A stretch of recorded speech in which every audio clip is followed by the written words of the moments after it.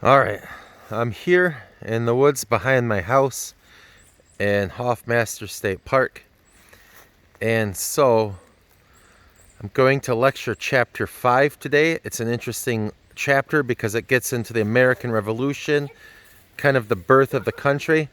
My son's been having a rough day. I've been having a rough time. We're halfway through this remote learning, 4 of 8 weeks in. And so just try to stay positive. I'm trying to stay positive.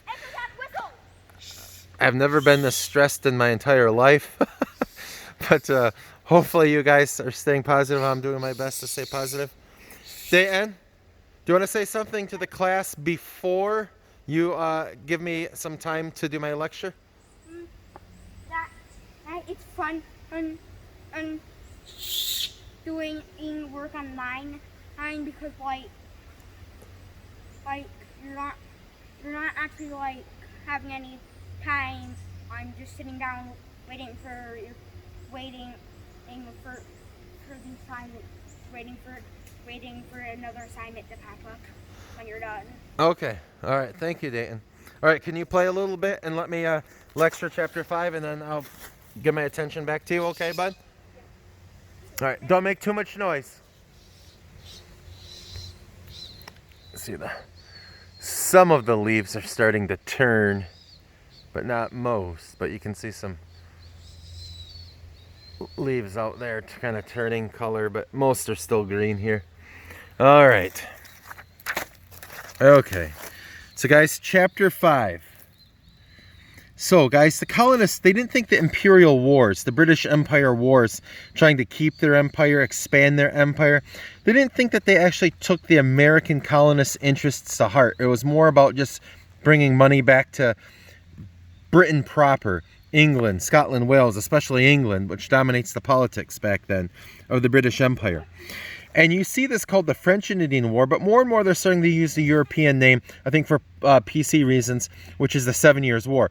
However, the problem with the 7 Years' War is it's actually lasts 9 years. It's 1754 to 1763 because it starts 2 years earlier here in North America than it does in Europe. But to make a long story short, there's fighting between the French and their Native American allies, and then the British North American colonists. That's us. That's like Massachusetts and so forth. And then the British Empire helping us. And there were a few Native American tribes that sided with the British, except it was much, much fewer. The vast majority of Native Americans sided with the French. And a lot of the Native Americans that sided with the British did so because the British Empire was promising them basically financial rewards. So, guys, the French and Indian War caused a lot of British debt. It was very expensive. And initially, after the war, there's this huge surge in patriotism, British patriotism. We're part of the British Empire. The colonists are excited, and they're proud to be a part of the British Empire. And guys, this would wane very quickly, though, because Britain starts to try to act on this debt, to reduce their debt and prevent future debts. One thing they do is this proclamation line of 1763. And so it's to try to prevent future debt, because the American colonists and Native Americans fight a lot. And so pretend this white sheet here, I guess, is the ocean. And this is the Appalachian Mountains. And so you have this area here, the Atlantic Ocean, and you have most of the colonists live here, in between the Atlantic Ocean and in between the Appalachian Mountains. But a few had went over. And so what Britain's going to do is they're going to say no whites over the Appalachian Mountains. All whites need to live east of the Appalachian Mountains, and all Native Americans live west. Keep them separated, segregate them, you might say, and then there won't be any fighting. The problem is A, there's some Native Americans living east of the mountains who will have to be forced out, and then B, there are already some whites living west of the mountains, and there are already some whites who don't live but are planning on moving. There's already some whites who bought land out there who are planning on moving. And a lot of American colonists said, look, we fought this war for the right to expand out there, to expand into the French territories, to expand further west into Native American territories and so forth. And so, hey, you know, we fought this war to be able to move over the mountains. And so this was deeply upsetting. And there's a lot of resentment, especially when they're forcing colonists, white colonists, back over the mountains eastward. And so this proclamation line of 1763 is very, very, very upsetting to a lot of the American colonists. And then the Stamp Act. You don't need to know all the taxes. There's so many taxes. But the Stamp Act is just one you really need to know. Because for the first time, it starts to actually unify the colonies into one kind of political entity. The Stamp Act. Now, basically, the British Empire says, if you make if you make any printed material, could be a college diploma, a marriage license, a deed to a property, it could be playing cards, books, newspapers, you'd have to buy a stamp and then affix it to the printed materials. And then buying the stamps is the tax. And then all printed materials would have to have that stamp on it. And so that is the Stamp Act right there.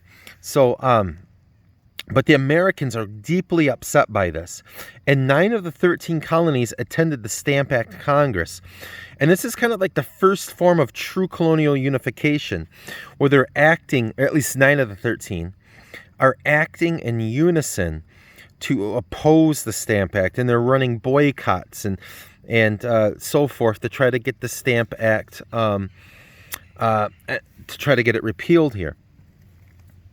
Guys, so you can see how the French and Indian War causes the American Revolution, arguably, or at least as a cause, because they were very proud to be British, but then Britain responds to their war debt and the war problems by upsetting the colonists with the proclamation line and new taxes that they don't have a say in, and taxes specifically targeted to just the colonies in a lot of cases. Now, guys, the population of America is young. It's growing. It's relatively prosperous. In fact, a lot of the British when they criticize the colonists, are saying, look, you guys pay less taxes. And it's actually true. There are more taxes just on people living in England than taxes just on people in the colonies. And so the Americans are paying less taxes. They're relatively prosperous, young, growing, thriving, and they just spend all this money in this war to help protect us. Well, shouldn't you guys pay your, quote, fair share, is a phrase that might be used today. King George III, he took too much of an active role with Parliament and in North America, and some people said that was his undoing. Plus the Whig Party, which had kind of like opposed, it had kind of been friendly to the colonies in some ways, and had kind of opposed like strict rule and monarchy rule. Then the Tories had come into power, and the Tories were more like, let's be more authoritarian, and that also kind of created a rift. But the parliamentary sovereignty, this is kind of basically what's going on here. I'll kind of get a good thing so you can kind of zoom in and look at that. But guys, parliamentary sovereignty. So you start to get this concept that Parliament is sovereign. It has the ultimate power in the empire, including over the king and colonies. And how does it have ultimate power even over the king? Because it has to approve of taxes. And what is the king without money? And so the Parliament has to approve. So the Parliament can get like more and more kind of like creeping power over the years by saying, well, we'll only give in on these taxes if you give in on something else. And the colonies resented Parliament constantly. And the Parliament became more and more assertive after the 7 Years' War, and to try to like pay off debts and so forth and create future problems with things like the Proclamation Line of 1763. And so the fact of the matter is, guys, this deeply upset the American colonies, because the colonies have been used to governing themselves for a long time. The colonies used to be like this fringe. And okay, you already said that. Let me lecture here.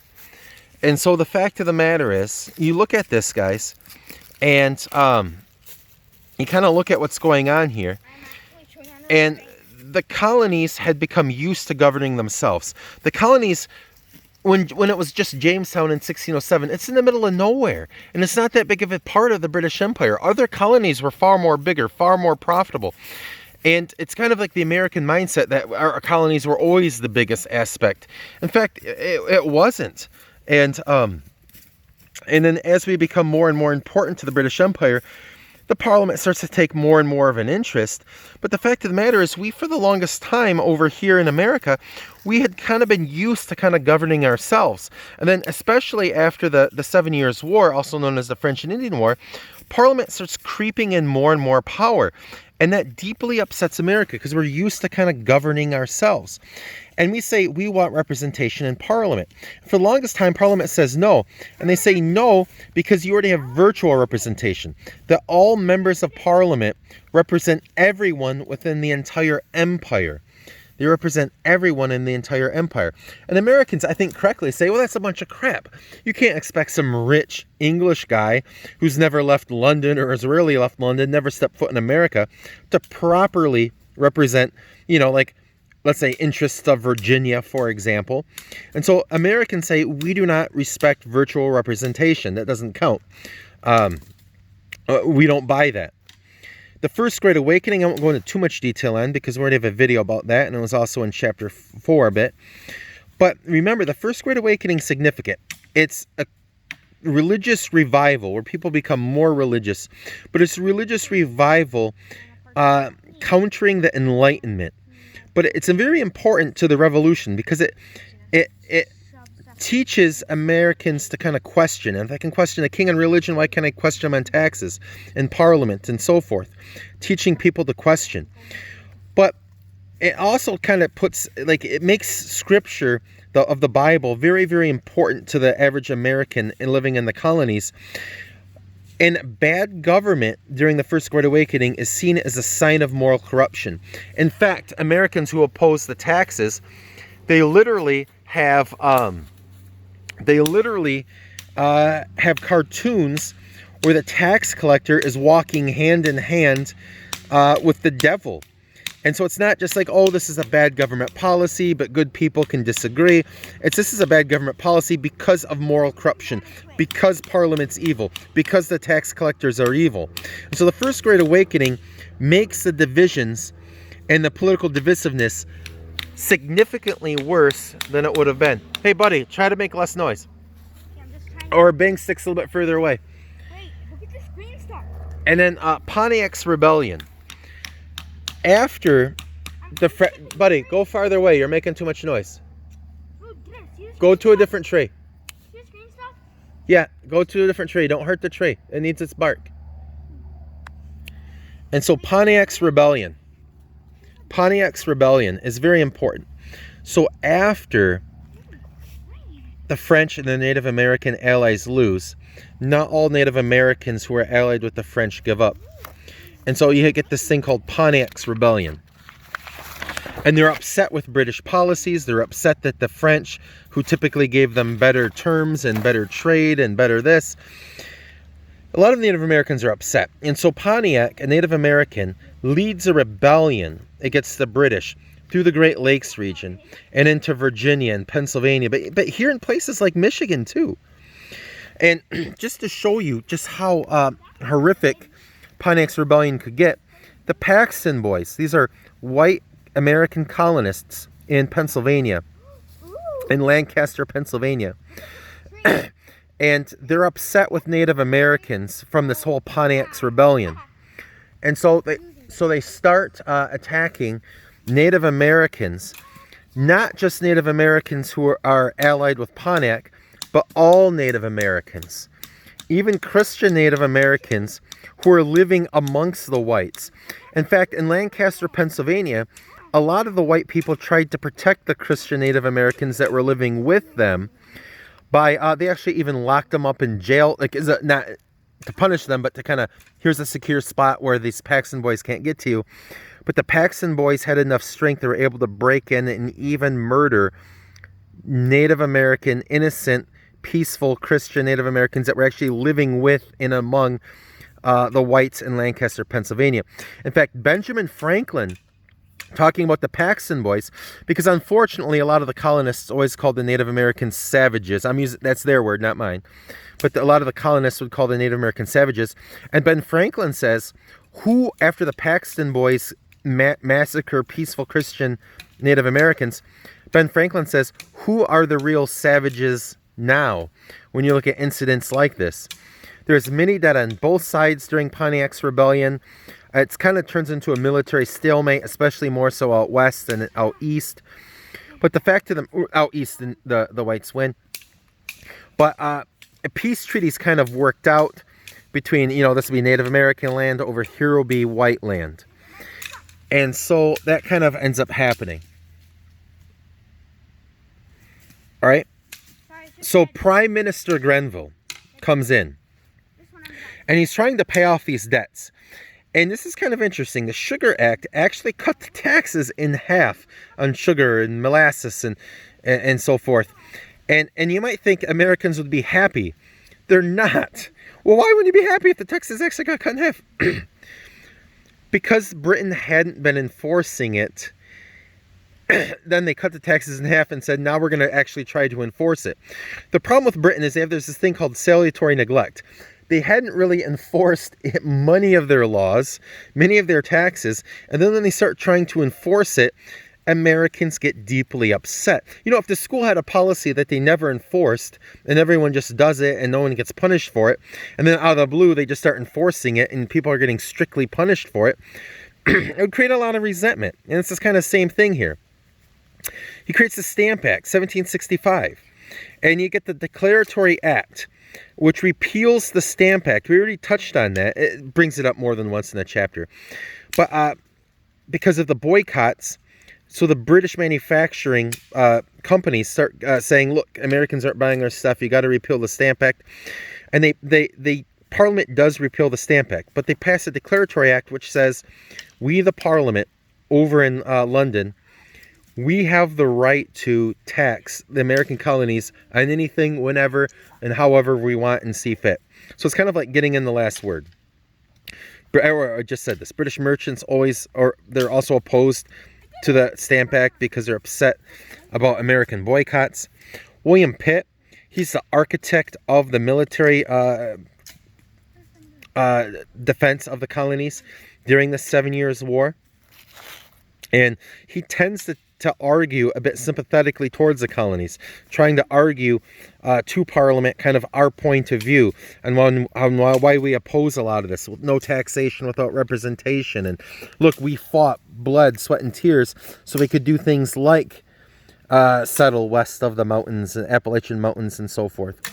The Townshend duties create more taxes on glass, lead, tea. And the honest truth is you probably don't need to know this, but the Stamp Act's a big one. You really should know the Stamp Act here. But the Quartering Act upsets. The U.S. Constitution talks about how, they can't force soldiers into your home. That's quartering. And and the Founding Fathers were constantly worried about that because it happened to them. Look here, before the Revolution, 1765, 1774, Britain's in debt. What's one way to avoid debt?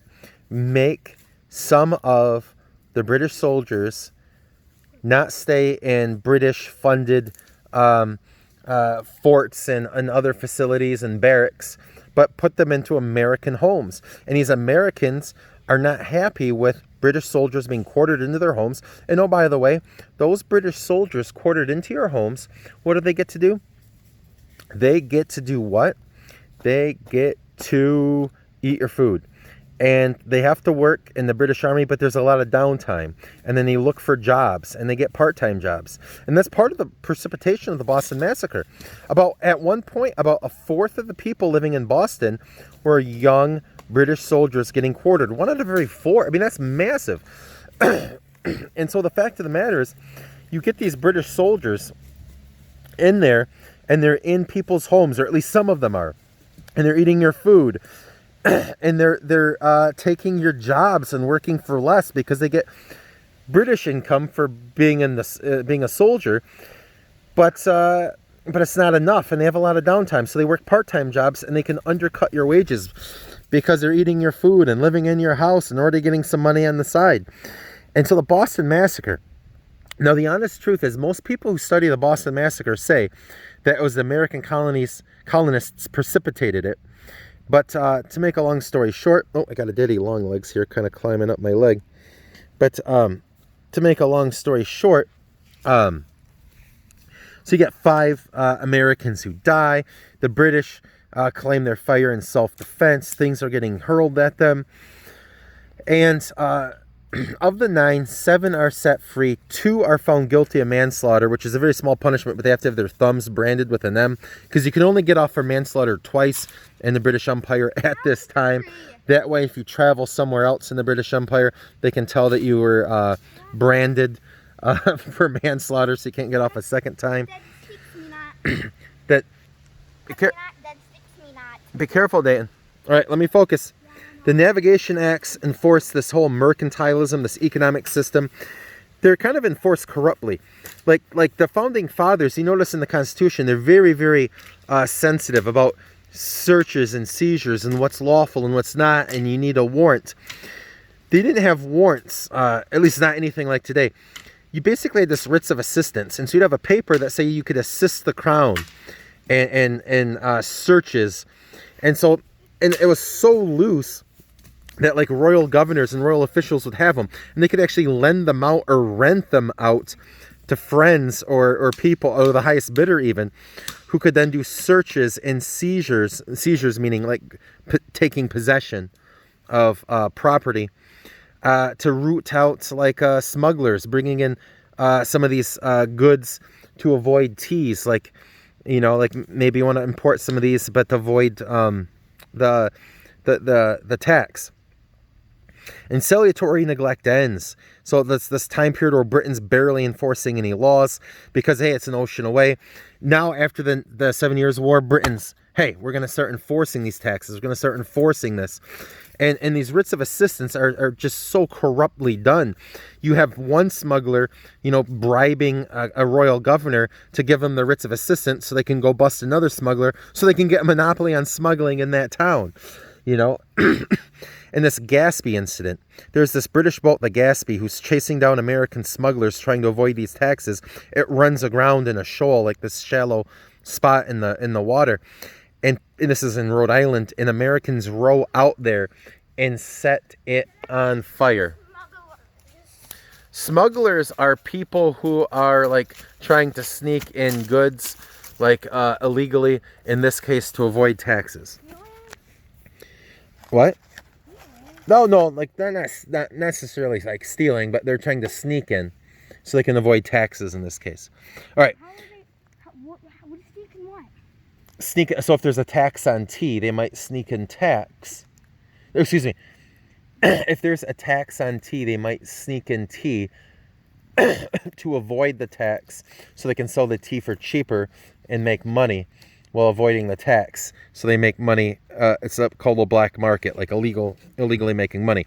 And John Hancock and Samuel Adams, 2 of the biggest patriots, are widely believed to be 2 of the biggest smugglers who are upset about the end of salutary neglect and the writs of assistance and other things kind of going on here. You get this Committee of Correspondence made by American colonists, and it's closely connected with the Sons of Liberty, and they promote independence, they promote revolution, they promote ending of these taxes. But the Committee of Correspondence, they make lots of correspondence, they write publications, and they're passed hand to hand. And literacy is growing, especially in the New England area, like Massachusetts, Connecticut, where the Puritans have public schools and everyone should learn to read. Massachusetts and Connecticut are big on that public education. Everyone needs to read. And so, they're really big on that. And they'll write up things and they'll post them on town halls. And like you talk about postings today, like online on a message board, but there are literally posts in town squares throughout New England and other colonies where you can post messages on, and they post pro-America, anti-tax, anti-parliament type stuff. And the Sons of Liberty works hand in hand with the Committee of Correspondence, who's constantly coming out with correspondence promoting these things. I don't know if you can tell, but my grandpa was like 4th generation lumberjack. Apparently Dayton's got those genes there. Here we go, guys. Look at this. We'll finish this out. Here we go. We can do it.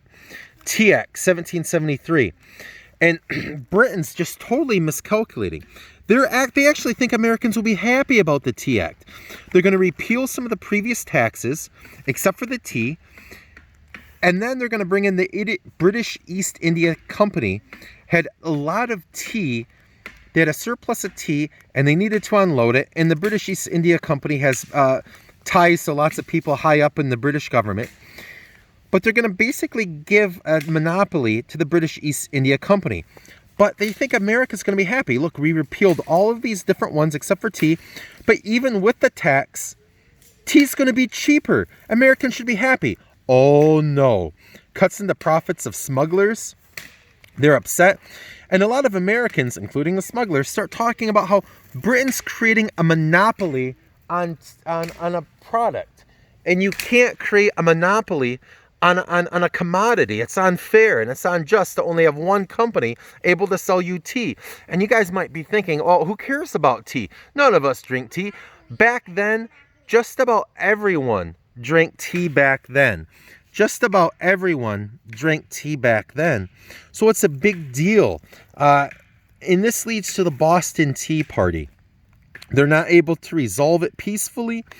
And so basically, through the normal means, so to make a long story short, a bunch of Sons of Liberty people like Sam Adams and his crew, they dressed like Mohawk Native Americans, except it really wasn't fooling anyone. They board some British boats and they pour the tea overboard, destroying the tea. And so this destroys tons of property. And the British government is upset. They're extremely upset. And they passed the Coercive Acts. Now, the American colonists, maybe you could argue, shouldn't have done this, but this is overkill. You don't punish severely. Dayton, go farther away if you're making that much noise. Knock it off. Go farther away. All right. And so, basically, the Coercive Acts, the Americans call them the Intolerable Acts. And it's a punishment that's so severe that all 13 colonies, and remember, a lot of the colonists didn't approve of the Boston Tea Party, but all 13 colonies show some support for Massachusetts, for Boston, after this Intolerable Acts, also known as the Coercive Acts, get passed. One thing is they close Boston's harbor until the debt is repaid. They close Boston's harbor. Boston's entire economy is based on their harbor, and it is just cripples and destroys their economy. The city starts shriveling up. Only one town meeting a year for the entire colony of Massachusetts. Only one town meeting, and it has to be approved of in advance. And so the British government can have basically a spy there, not spy, but I guess the person's there, but monitoring what's going on. And you think about this, Plymouth, Massachusetts, had been having town meetings whenever they wanted since 1620. So, for 153 years, a place like Plymouth, and other towns have similar numbers in Massachusetts, town hall meetings whenever they want, when they want. They can have a town hall meeting on a whim. And the fact of the matter is, now you can only have one a year. This is destroying the very fabric of the culture, the life, the government of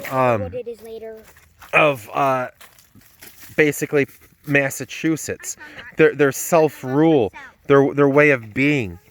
And it's just deeply troubling. And how dare you, and think about that, it's like an end to their local democracy. when you get Tocqueville, who's this French guy who travels to the Americas, and this is after this time, but one of the things he notes is what's so important to American democracy is a town hall meeting, and it was so important to Massachusetts, and this is just like overkill.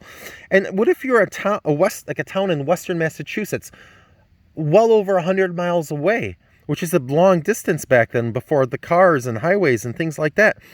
So we had nothing to do with the Boston Tea Party. Now we can't have a town hall meeting. We can only have one a year, and we have to have it pre-approved. The king gets to appoint more positions that had been picked locally before. So that's a loss of democracy, you could argue. And officials accused of crimes would now be removed to other areas for trials. So if a British official committed a crime in Massachusetts, it wouldn't be a Massachusetts court handling it anymore. And you have the First Continental Congress here, which ends up forming. And the First Continental Congress, this is so successful because it runs a boycott. And basically, all 13 colonies have some people participating in the boycott against the Coercive Acts until the Coercive Acts are done and repealed with. But moreover, it's showing unification of the colonies more so than the Stamp Act Congress ever did. And they call for a Second Continental Congress, and then they go away. And so the First Continental Congress is kind of like a stepping stone. The Second Continental Congress, you could argue, is our first national government. I don't know if I said this, but all colonies give aid to Boston from the whole Coercive Acts from the Boston Tea Party. The Second Continental Congress, we could argue, is our first national government. Why is the Second Continental Congress our first national government, arguably? They basically say, look,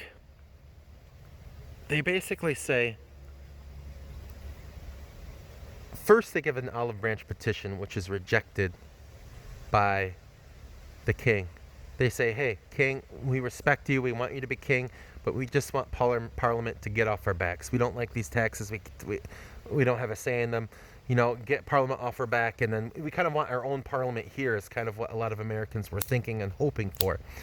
When the king rejects the olive branch petition, the people who wanted revolution start to win the argument, start to win the debate. The moderates start to go over to the revolutionary sides. And so the fact of the matter is they declare independence. And so the Second Continental Congress not only declares independence, but they prosecute the American Revolutionary War. They win the American Revolutionary War. They create alliances with foreign nations to help us win the Revolutionary War, including France, whose support is instrumental. The Dutch a little bit, some other people too. But guys, the fact that the French are so important, but they create alliances. They declare independence. And they also set up the Articles of Confederation, which I could argue is our second national government. The second Continental Congress, when you look at all these things, it's definitely acting like a national government.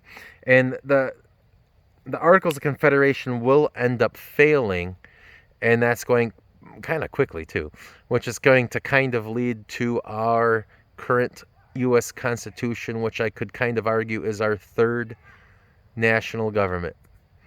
All right. Well, ask me questions if you have questions. Send me an email. Put comments in the comment box. I'm trying to survive. I don't know if you guys are. It's been rough this week, but I hope everything's going good for you guys. And I'll look forward to seeing you guys on my Google Meet this coming Tuesday. But guys, have a good day. Have a good weekend. Try to be happy. Look on the positive things. And guys, just enjoy your time. Enjoy the fall weather that we're going to start getting. Enjoy the fall leaves. But guys, let me know if I can do anything to help you with your assignments. But have a good day.